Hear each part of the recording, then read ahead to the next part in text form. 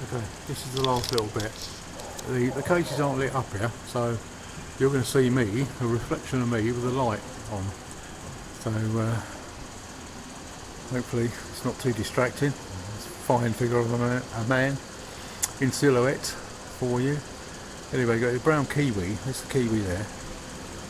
It's I really don't know why these cases aren't lit up, but it's a bit annoying.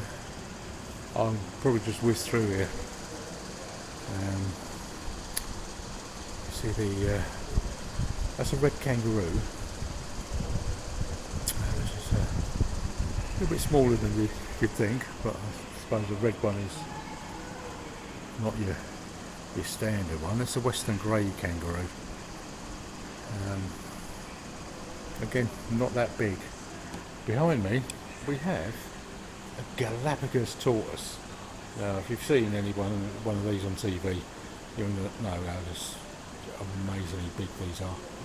They are huge, and they live for hundreds of years, maybe even 1,000. But we've got monotrims and marsupials. So, as it's not lit up, it's quite hard to read what they actually are. The bandicoot. Okay, so let's crash Bandicoot for you. I don't know what game it was. Can't remember. It's too long ago for me. I don't think I ever played it anyway. I think maybe our girlfriend's kids had one. Right, up here, we've got platypus. Yeah, you've got the reflection of his light, which is not ideal.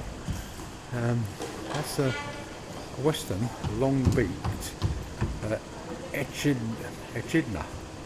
That's from New Guinea. And the other one, New Guinea also. Right, that's a western quoll. This thing here, you got. Apologies for the light reflection, but just trying to get some light on these little animals here. That's a numbat. So it's a nice word to call someone. You're a bit of a numbat. That's an eastern quoll, New Guinea quoll. That's a Tasmanian devil. I'm getting kind of, yeah, I've got a reflection of the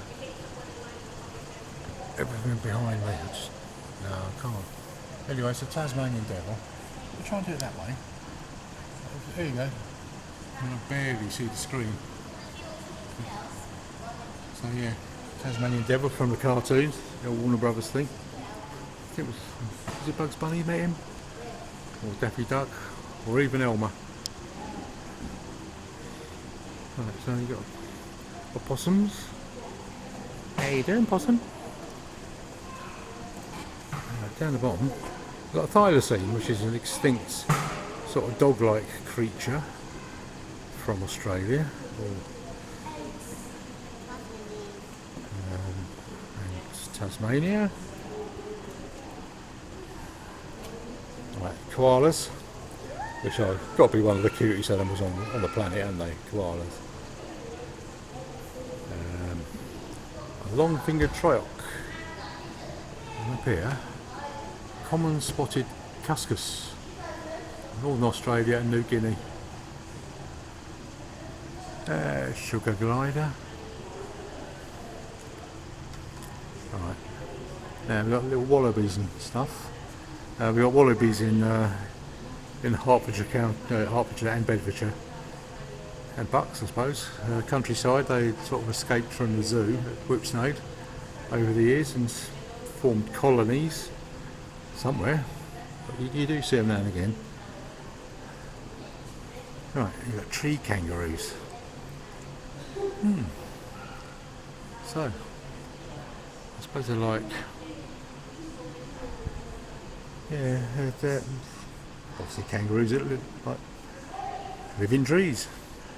That's a red-necked wallaby, a little bit bigger than the ones we have here. Swamp wallaby, red-legged padmelon. It's a quokka. Right, a Tamar wallaby. agile wallaby. I wish I was agile in the old age. Right, now we got, this is an antilopine kangaroo. Interesting name. And that's a wallaroo. Never heard of a wallaroo, mate. Black stripe. Oh, wallaroo, of course, yeah. Half wallaby, half kangaroo. Some sort of hybrid. Right, so this is hybrid red kangaroo and great grey kangaroo. So that's the red kangaroo. Or is it? Yeah, that's the eastern grey kangaroo. That's the sort of size you expect. Is maybe 4.5 foot tall.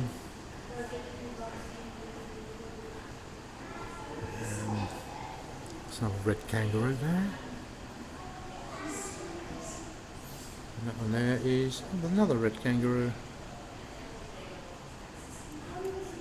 Yeah, the light here is sort of exaggerating how red they are, but they are. Yeah, you can see they are a bit red. Anteaters. Now, silky or pygmy anteater, which is tiny. A few ants would fill him up, wouldn't it? Right, that's a giant anteater there. Get a nose on that. That's if, and they got like really long tongues, haven't they? Tongues just flick out. And I think they use the snout for digging into sand and a bit of dirt or whatever. That's a two-toed sloth up there. And a pale-throated sloth. Yeah. And a skeleton of one. Armadillos.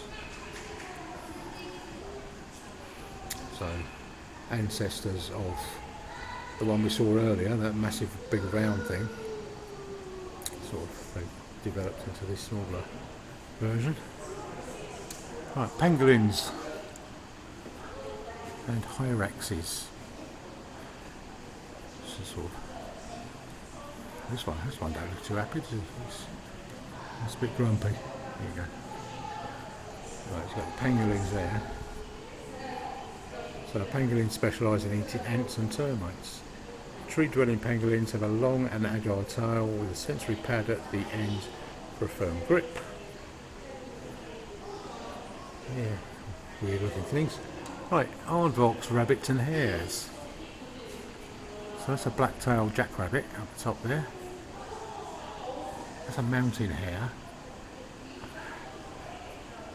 And got a Cape hare, a European rabbit. That's the ones we all know and love, and probably got bored looking after when we were kids. And passed them on to the next person. Right, we've got rodents here. So not nice. Going back to James Herbert, one of his famous books was called The Rats. There was actually a Rats trilogy. So right, squirrels, yeah, although lovely, they are considered rodents and vermin.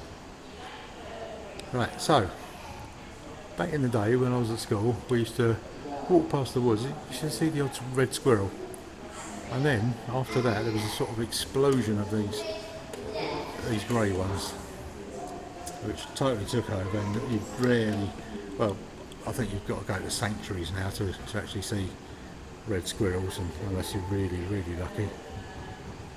Let's see one somewhere. But, yeah, but when I went to America a few years ago, in Michigan, all we saw was red squirrels, and it was brilliant. It was just like bringing back really nice memories. There's no grey ones over there. There's some multicoloured ones. But yeah, so if you want to go to see red squirrels, go to Michigan. It's brilliant. Lots to see. So, there we go. Oh, we've got running kids. Oh, it's the same one. Right. So down here we've got a Eurasian beaver. And I'm just trying to rush through there because right, up here we've got spring hare, which he looks a bit vicious, to be honest. And a scaly-tailed flying squirrel. And below that, South African spring hare. Right, we've got meadow jumping mouse. Greater blind mole rat. Oh, that's another insult you could use, isn't it? And then down here we have a capybara, which is a weird looking thing. And then that's a porcupine. You definitely don't want to be stabbed by one of those things, because I imagine they are quite sharp and hurt a lot, don't they? Right. Just going to whiz through there because my back's getting a bit sore now as well. Chinchillas. And that is a South American rodent, red-rumped agouti. Right, just letting some through. Right, it's a daegu. Right, when I used to go to the pet shop in Hemel, I just got, you know, for cat food or treats or whatever. They got like a display of dagus in the middle. Used to watch them for ages. They're brilliant. Always wanted one. So right up the top, we've got the large Indian civet. So that's China, India, Malaysia, and an African one there. Looks a bit nasty. And we've got more civets down here. Otter civet. Does look like an otter. So, and these are all carnivores. So, an African palm civet. Right, slow and cautious, this little known species of civet spends its time foraging for fruit. It grips branches with its hind feet and powerful tail while using its forefeet to pull fruit into its mouth. It's really clever how they sort of adapt to their surroundings. There's another civet down there. Right, up here. It's called a fossa. Right, the fossa is only found in Madagascar, where it is excellent at catching the monkey-like and agile lemurs. It looks like a cat because it is adapted to the same kind of lifestyle and habitat. So yeah, it's more cat-like than the other one, really. But, mongooses. Is it mongoose? I'm not so sure. I'll go for mongooses.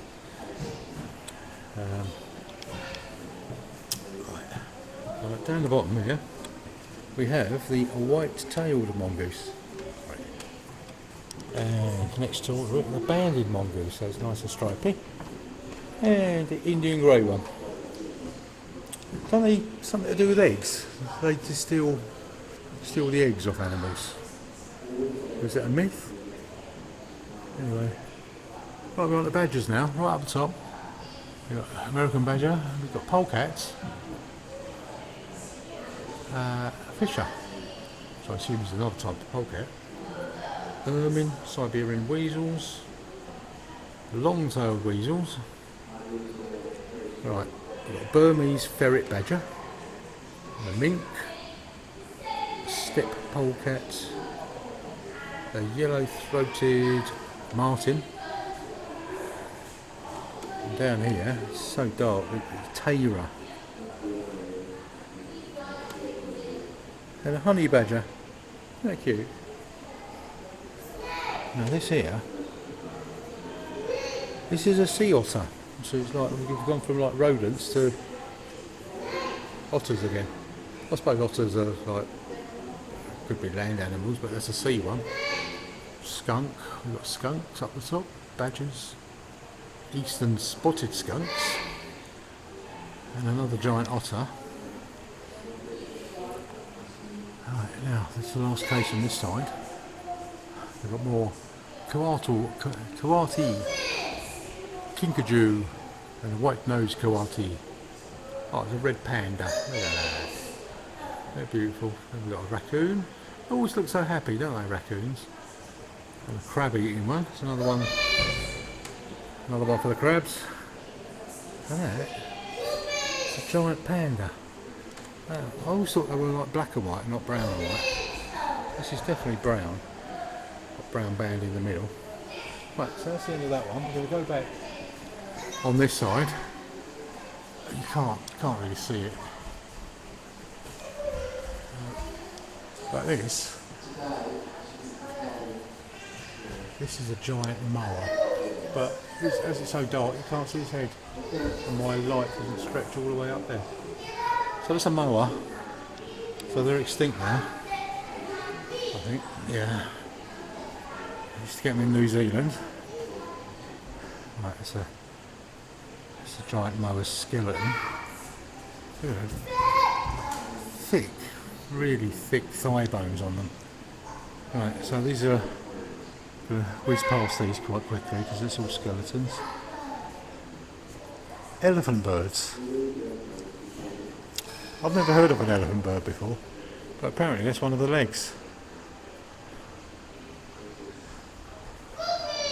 Amazing. Right, I've got a few birds.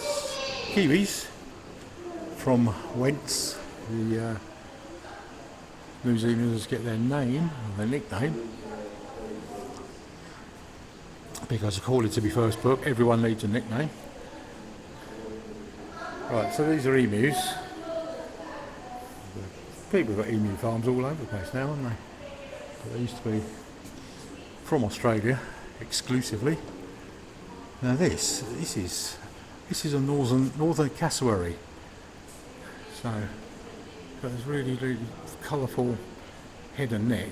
It's got the big bill on its head, or a hood, or whatever it's called. It doesn't actually say there. They're just amazing birds. So that's a cassowary egg. I don't think you can probably see how big it is hit on the tape or film, but it is bloody massive. It's 1, 2, 3, 4. It's about 8-10 times the size of a chicken egg. Probably more.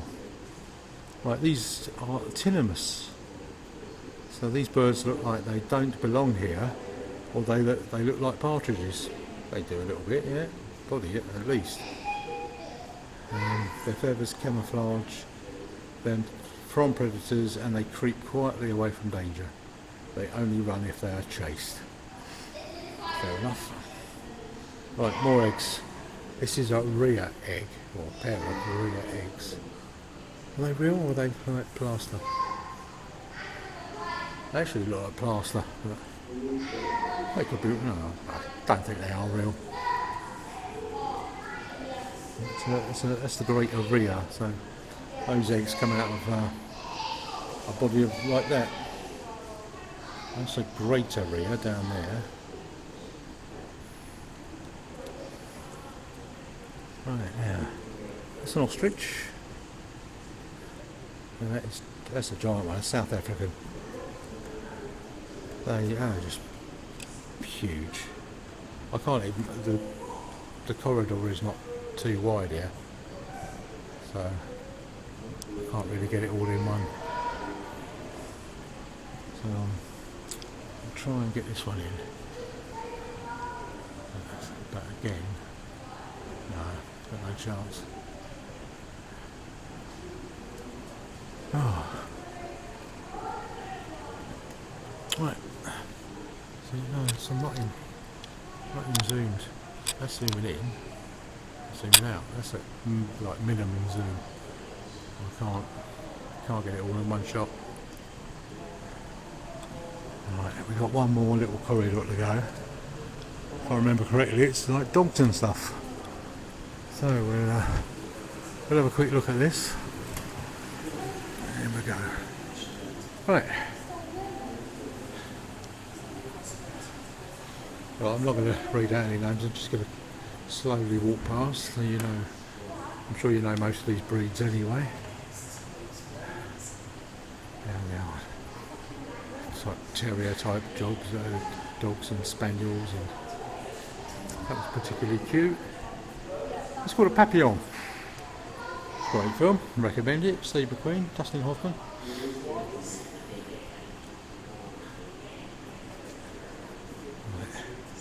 Got little terriers here. And a few big terriers, bull terriers. Aberdeen Highland Terriers. That one's quite... He looks quite happy, doesn't he? Happy little dog. Like Bob Ross's Happy Little Trees. I'm going to put a happy little tree in here. But you put a happy little tree in here, the dogs will do their usual thing with it, won't they? Right. So we've got a few more here. That's a Lhasa Apso down here. Beautiful dogs. I'm more a cat person than a dog man. But yeah, I do love dogs. Yeah. You know, especially when they come running up to you when you're walking along, and they're all friendly. But there was almost a fight at Dover Castle the other day between one, really, I don't know what make it was. It was sort of like this one, this sort of size, a Maltese.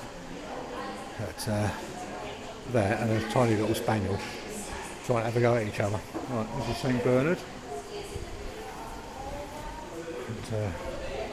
Used for rescuing skiers and walkers in the Alps or mountains.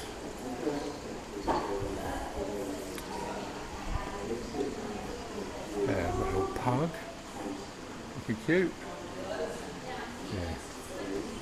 Yeah. Labrador, here you go. Labrador is my absolute favourite dog. Going back to Ireland, he was sort of an uncle, but he was more of a lodger. We called him Uncle Bobby. We had these two dogs called Prince and Toby, black labs. They absolutely adored me and remembered me every time I went over each summer. And I actually wrote a short story called Cooley Cross. It's not been released because I'm still waiting to finish the collection of short stories, but yeah, actually read out this story to my ex-girlfriend, and I started crying at the end. It's a bit stupid, but it was really really emotional. It was based on me meeting this sort of wraith type creature because I had visited a sacred graveyard called Cooley Cross. So yeah, it's probably my favourite, one of my two favourite short stories that I've completed. The other one was I think it's called They Stalk by Night, something similar to that. There's boas, pythons. I think it's an anaconda down the bottom here. Is it? Oh, that's still a python. But, you know, obviously snakes are a bit scary, aren't they? Yeah, the other book was called I Stalk the Night. That's it. It was about my old cat called Mog, who kept getting out at night in the book or in the story, and ends up fighting this creature that has been killing all the other animals in the area and your baby as well. So that's a Fer de Lance, which is like one of the most poisonous snakes about. A pretty good film, set on a submarine with one of those loose. I think it was David Jansen starring in that.